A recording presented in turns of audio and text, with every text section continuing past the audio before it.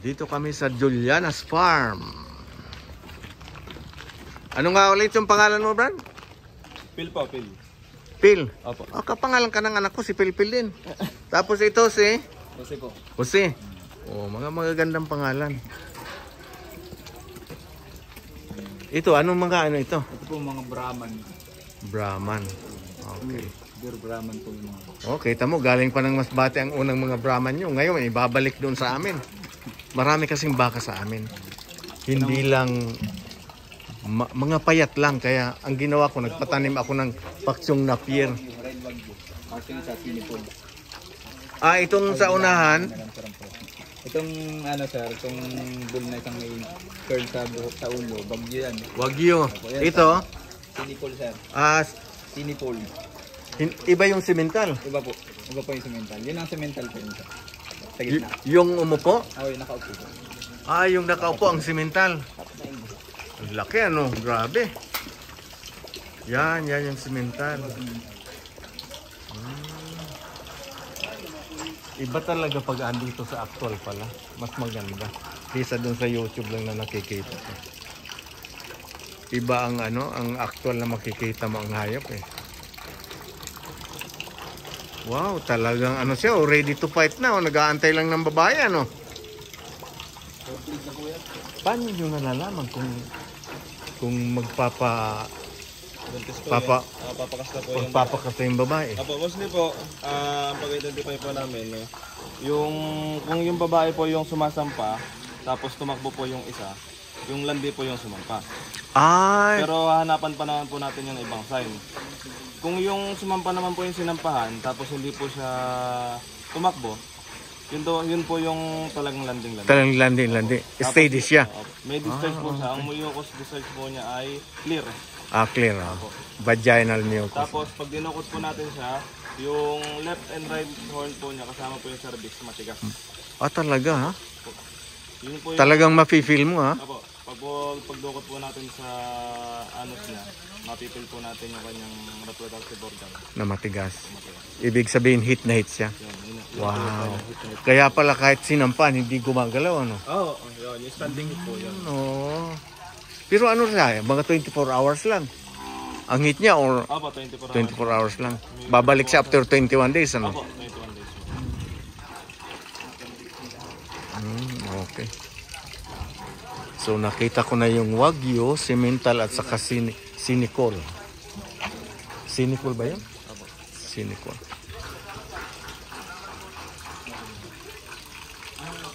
Saan yung Collins? Wala pa?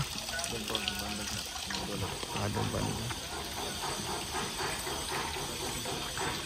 Ang dami nyo palang ano. Ano, mga sold out na ba itong ano nyo? Yearling nyo? Yung iba po sir, naka-reserve. Naka-reserve? Yung iba po hindi. Kung magpapa-reserve, ano, magbibigay ng magkano reservation fee? Ang reservation fee po ay si Sir Edgar rin po nakakaano. Siya? Kasi kami po kasi dito sir ay nasa production lang po sa pagdating po sa sale, si Sir Edgar po Siya ang in charge. Siya lang kausapin ko pala. Para kung pagpapa-reserve ako kunin ko lang din pero pwede ko lang din kunin yung bank account niya kahit through online na lang. Yes po, yes. Kasi kung pupunta pa yung anak ko rito, mga Pwede ano naman po yan, pwede naman pong through online. Oo.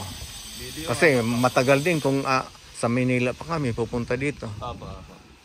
Buti nga akala ko ngayon kung hindi na ako mapapasukin dahil may ESF daw. Yun nga po, dito lang po talaga yun. Yun po sir, yung may makikita nyo po sir, yung may mga brand na yan, Collins po yan. Saan yan? Saan? Po, yung 397 number po. 397? 397 yan ang Collins. May mga palatandaan po kami dyan na ang brand po na yung mga 6 yan, Collins po yan. Okay. Ito, dito, saka 14. Ayan, yung mga 6. Yan po sir. Yung dalawang puti. Yung 323. Saka 397. Yan ang Collins. Akalain mo, dadalhin ko pa ito ng masakit. Kasi may mga babae doon. Mga 20 siguro. ayos po yan. Yun nga Bali, ang kukunin ko, halimbawa kukuha ko Collins, tapos siguro si Binter at saka Wagyu, ganun. Dito na rin po kayo bumili. O dito na kukuha, pati yung kambing ko.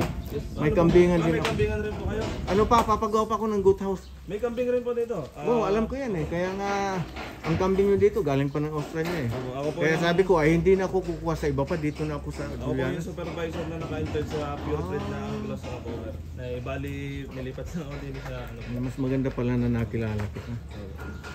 Ito mga itim, anong ano to? Brangus naman po yan. Brangos, yung Australia. Taas po. Krino sa Brahman. So ito ay Brangos. Cross ng Brahman at saka Angus galing ng Australia. Matibay talaga ang Brahman natin. Talagang tested siya. Tested na po yan. Pero lahat nito galing man naman ng Africa eh.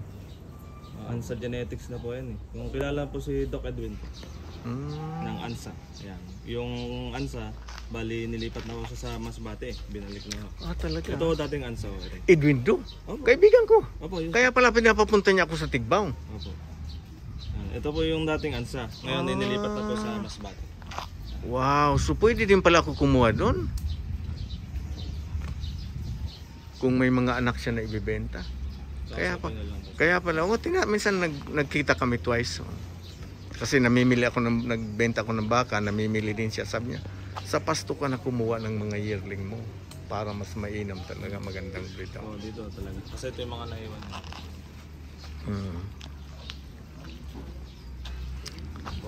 So ito ang gusto ko na una-unang kukunin yung Collins. Oh. Yung iba mo sir, yung mga So ito yung mga Collins.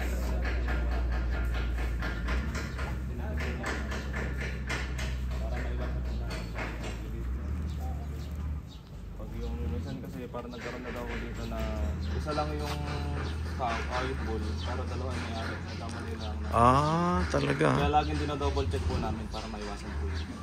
Pero doble-doble naman ang marka nyo eh. Opo. May tag pa kayo, may air tag pa kayo, tapos may body mark pa. Opo.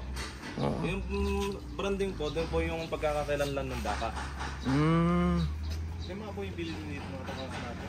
Pero Marami. Si Edwin Do nga eh. Andun daw ang ANSA. ano sa sir kasi ito yan. Si Edwin Do, Nilipat po sa Masbate. si Edwin Do, isa siya ngayon sa pinakamaraming baka sa Okay, Masbate. so, panahon po siya ni Marcos nagbabaka. Oh. Ano pa, yung mga payat doon dinadala niya pa ng dagupan. Tapos nakausap ko naman si sino itong sa Jinsan na malaki ang pasto, si Lintik na lang. Kailan ang result dito? Reserve, wala pa sa rong ano yun. Bali,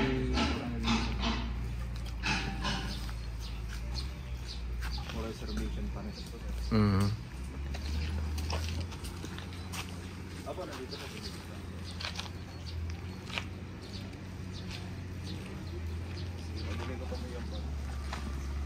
Sir, excuse po. Kakasapin daw po kayo ni Sir Edgar. Tara.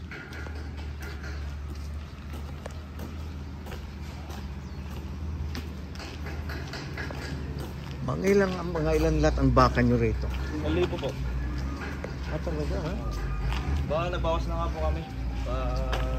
Nag-out na rin po kami. Pailan nila. Currently po ngayon, ang bilang ng baka namin ay nasa 1,030 kung di po nagkakamali. Kasama na po yung mga... Yung mga maliliit, bagong anak.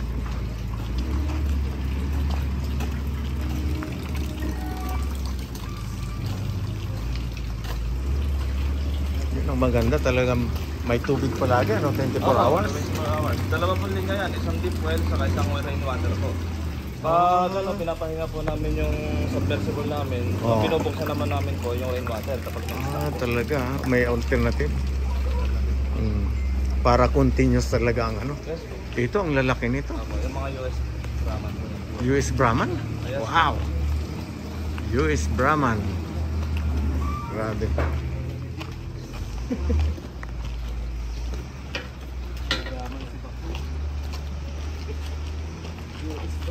Bro, alin doon yung ano mo, yung 5 month old na Colin sa may building. Sa building mo. Brown. Tayo sa mesa na.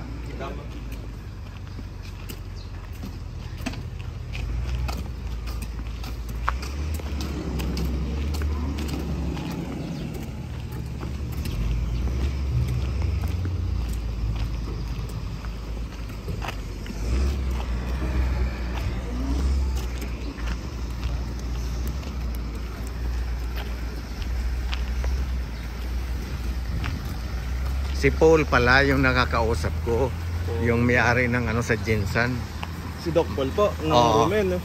Ay, iba yun. Ay, iba Yung yun. ano, yung sa Jinsan na malaking ano. Hindi ko May pastuhan. Hindi ko masyado pamilya. Ang tatay niya ang pinakamalaking ano, pinakamaraming baka dito sa Southeast Asia. Umaabot ng 27,000 ang stocks nila noon. Tapos siya ngayon ang nagpatuloy yung anak. Ito po kasi yung Juliana siya may pinakamaraming pure. Oo, siya talaga ang ano, ang Julianas talaga ang una. Nag-una ng ano ng breeding. Dahil lahat ng video nyo pinapanood ko eh. Kumukuha ako ng idea doon. Nag-umpisa ako sa baka 2016 pa, kaya lang mga Bisaya lang ang unang ano ko.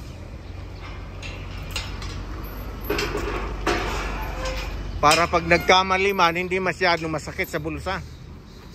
Ah, ito yung Collins na 5 months. Yung gang ko sa dito. Yung bull.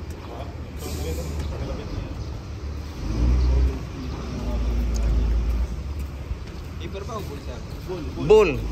Yung 5 months daw, sabi ni Sir Edwin ata. Ito ba? Ito ang 5 months? 5 months? Oo. Siya, Messi. Lintik, baka mamatay ang baka ko nito. Yan yung Collins na 5 taon na ho yung tanda. Ay, 5 years pala. Akala ko 5 months.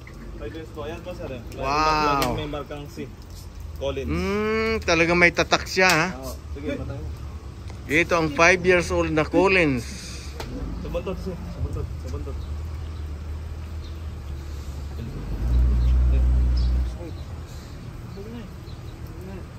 Ayan, ganun lang pala ang pagpapatayo. Iikutin lang yung buntot. Ano to? Baka mga 1,500 kilos? Hindi lang po yan sir. Nasaan lang? Ano, 2 tonners na? Wala pa ako yung 1 ton sir. Siguro mga nasa 800, 700. Napakalaki. Lata. Grabe. Sige, safety side mo kayo sir.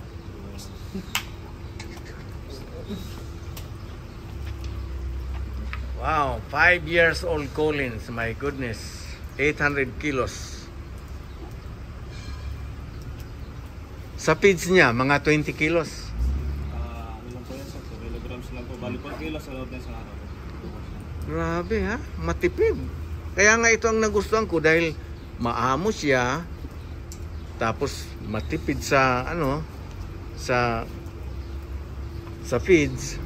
Madami po kasi tayong pinapakain ngayon. May mga silage, may napier po. May, yan, kaya po niya, may spent grain naman po ng ito. Stock. Yan ay byproduct po ng Nestle. Mga waste nila. Ang pinagpigaan po, Kagaya din doon sa Mindanao sa Del Monte. Pinagpigaan ng pineapple nila. Kaya maswerte rin yung mga taga doon. Marami silang feeds eh. At ang nalaman ko kasi ng pineapple, yung ano niya, yung sa gitna niya. yung di ko Anti ano yan eh. Anti-parasite yun eh. para sa Parang ipil-ipil din eh. Grabe, ang laki nito. Terrible. Maganda pala yan at nagkausap tayo. So next time, July babalik ako. Sige po. Baka kukuha na rin ako ng kambing. Expect ko po kayo sir. Mga barako lang ang kinukuha ko. Dahil, Po. Yes po, marami. ano nga andyan yan? Anglo-Nubian? Boer? Anglo-Nubian po sa Bower. Okay. Mga pure. Brinibreed ko sa ano, may mga Anglo-Nubian ako doon na galing ng Cebu. Doon ko ipapakasta yun. Tama-tama po. Mga lives po yung Anglo-Nubian. Bali, ang hinanda ko muna, mga pakain, mga feeds. Tama po, tama. Tanim muna ako ng una muna, yung native na Napier. Tapos last September, mga pakchong. Tama po. Tapos ngayon, nagpa-ano ako ng Mombasa at saka Maramais. Maramay. Okay po. Sabi ko, dapat marami munang tanim.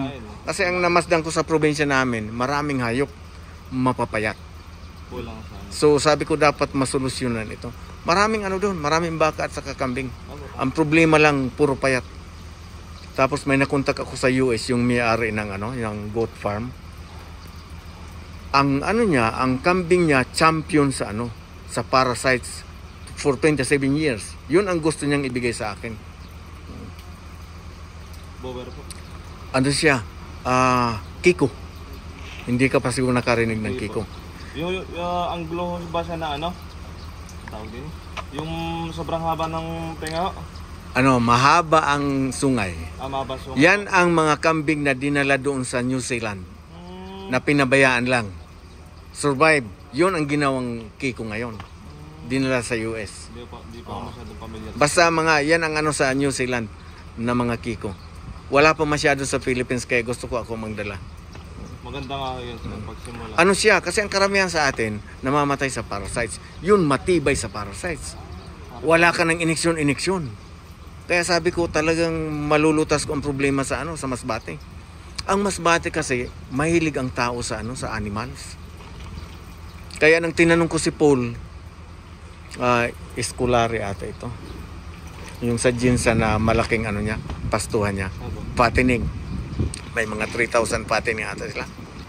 Sabi niya sa akin, dapat talaga yung marami ka munang pagkain. Tama naman po. Ina-advise na dyan rin ako. Sabi niya, kung bibili ka ng baka, mga babae, samahan kita sa masbate. Sabi niya, huwag ka basta-basta bibili ng Kasi maraming palatandaan dyan para magandang klase. Yung, kasi may mga code din po sila sa branding. Yun po yung hindi mananalo. Talaga? Gagaya, pero yung talagang original na genetics mo niyan, nandyan ho talaga yan. Kagaya nga sa interview minsan ni Buddy Garcina, sabi niya, tingnan mo. Tapos si bossing nyo, yung may-ari talaga. Si Sir Rolly po. Sabi niya, marami dito sa Pinas, nag-claim, bumili daw sa Australia. Nung kinausap niya yung binilhan nila, sabi niya, kayo lang ang bumili dito sa amin ng kambing. Kaya sabi ko, dito na ako kukuha kung ganyan. Kasi talagang quality ho yung mga produce na dito.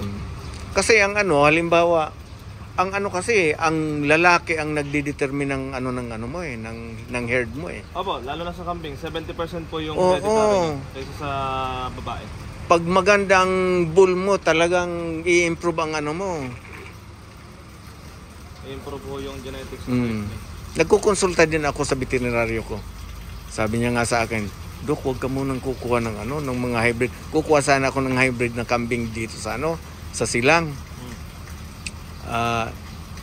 Sabi ko, hindi, pag-iisipan ko muna. Ayaw niya rin dahil sabi niya, mahirap Dok ang ang mahal ng mga kambing. Umpisa muna tayo sa local. Sabi ko, paunti-unti daw. Sabi ko, sige. Kasi yung pure po usually, nag-range po talaga yan ng talaga medyo mabigat sa bulsang price. Oo, yung lang sa akin, yung kinukuha ko dito sa silang, 30,000 bawat isa. Mga 6-7 months old yun. Anong po yun? Anong breed po yun? Yun? Bower yun. Bower po? Oo. Pero piling-pili talaga. Piling-pili siya. 30,000 po? 30,000 ang isa. Yan ang pinakamagandang dyan. Goat. Ang bower line po kasi nilabas dito yung mga Pacifica line. Kasi yung kilalang bower. Yung US line yan? Australian. Bower po. Pero sa akin yun nga, mas gusto ko ang Australian Okay. So, gano'n na lang. Maraming salamat ha. May naman ako, may contact naman ako kay Sir Edwin ba yun? Sir Edgar po. Sir Edgar? Pagdating sa payments, kung sabi niya, March ka na lang magpa-reserve. Opo, tama. Para makuha mo ng July. Kasi kung ngayon ka daw kukuha, tapos next year ko pa kukunin yung July, malaki na daw masyado. Malaki na. Okay naman siguro i-ship yun, papuntang Masbate, sa Lucena ko idadaan. Opo, po natin yan. Gagawin po natin ng mga papilyan. May sasayalin po yan sa mga test. Kukuhanan po natin ng blood collection. Dadalhin po natin sa RIDDL. Para matrace po kung may sakit yung baka o healthy. Bali, i-blood test pa. Pupuntahan po naman ng provincial vet. Titingnan nila dito? Okay. Para masigurado po na clear sa tuberculosis. Ayun, yun, mas maganda. So, paano ang shipping mula dito papuntang Lucena? Meron ba akong maarkilan dito na nyo? Halimbawa, dalawang kukunin ko? Si Sir Edgar po, makausapin. Kami na mag-usap? Ay na po mag-usap, sir. Kasi siya po may mga alam ng mga shipping. So, gano'n na lang. Maraming salamat, Yes, po, ha? sir. Thank you very much. Ingat po. Ingat po. Maraming salamat. Ingat po. Ingat. At nabigyan niyo ako ng ng panahon dito. Opo. Talagang maraming nalaman ko. Opo. Iba yung sa YouTube kaysa sa personal. Oo, iba mo talaga. Pag yung sa YouTube talaga ang layo pag pinuntahan mo dito, sir. Mas maganda. Mas grabe ang dito. Mas maganda pag Ibang-iba talaga.